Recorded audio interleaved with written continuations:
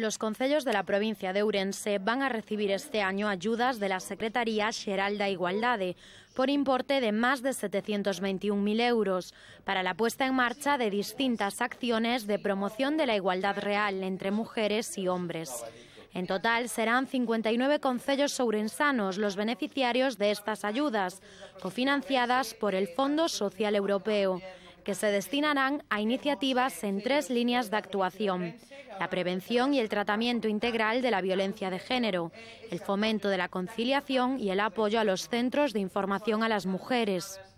Ourense é o exemplo claro do traballo en mancomunidade, pero ademais é un traballo en Ourense. Teño a alegría de decir que os últimos centros de información a muller que se crearon en Galicia foron nesta provincia nos últimos 2 anos. Por lo tanto, quero de verdade agradecer a implicación que se está vendo nunha provincia que dispersión, envellecemento, e non obstante as entidades locales están apostando por traballar neste ámbito, ¿no?